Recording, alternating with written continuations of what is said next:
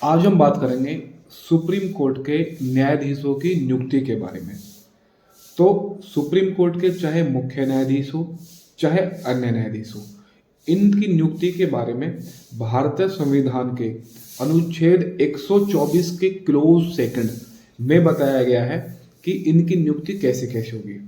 आपको बता दूं कि चाहे वो मुख्य न्यायाधीश हो चाहे अन्य न्यायाधीश हो, इन दोनों की नियुक्ति राष्ट्रपति ही करता है।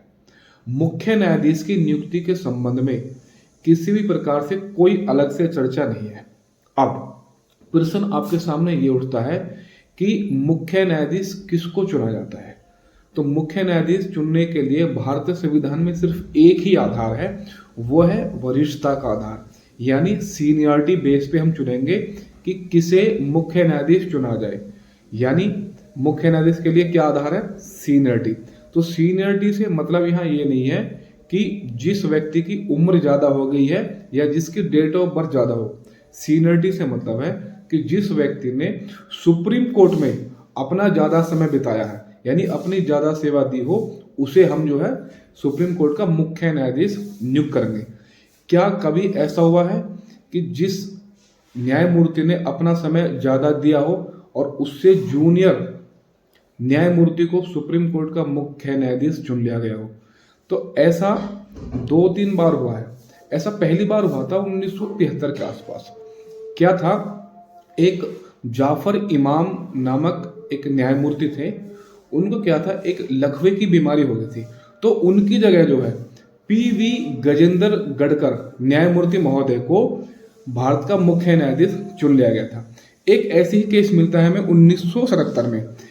ए आर खन्ना साहब को बनाना था मुख्य न्यायाधीश, लेकिन उनकी जगह एम एच बेग को जो है मुख्य न्यायाधीश बना दिया।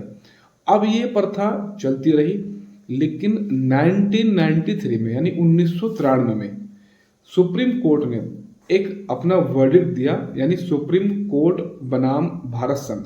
1993 की बात है। 1993 में बताया गया कि 1993 के बाद जो भी सुप्रीम कोर्ट का मुख्य न्यायाधीश चुना जाएगा उसका सिर्फ और सिर्फ आधार होगा वरिष्ठता। अब हम बात करते हैं जो अन्य न्यायाधीशों की नियुक्ति है। अन्य न्यायाधीशों की नियुक्ति कैसे करते हैं? अन्य न्यायाधीशों की नियुक्ति के बारे में भी अनुच्छेद 124 का क्लोज सेकंड ही है। अन्य न्यायाधीशों की नियुक्ति भी राष्ट्रपति ही करता है, लेकिन जब अन्य न्यायाधीशों की नियुक्ति करता है राष्ट्रपति, तो परामर्श लेता है सुप्रीम कोर्ट के मुख्य न्यायाधीश से।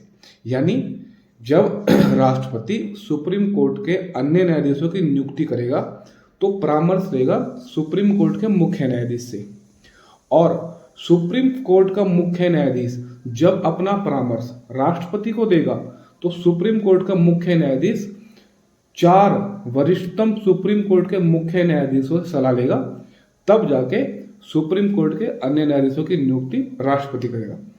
एक एग्जाम्पल से इस बात को समझते हैं।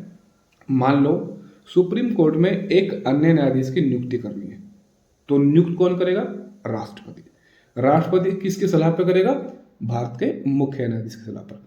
लेकिन मुख्य न्यायाधीश की सलाह ही मात्र होगी तो नहीं, मुख्य न्यायाधीश भी 4 वरिष्ठतम जो न्यायाधीश हैं सुप्रीम कोर्ट के, उनसे जाके सलाह लेगा, तब जाके वो 4 मुख्य न्यायाधीश अपनी सलाह लिखित रूप से जो है सुप्रीम कोर्ट के मुख्य न्यायाधीश को देंगे, और मुख्य न्यायाधीश उस सलाह को राष्ट्रपति के समक्ष रखेगा, तब जाके अन्य न्यायाधीश की नियुक्ति होगी। Thank you.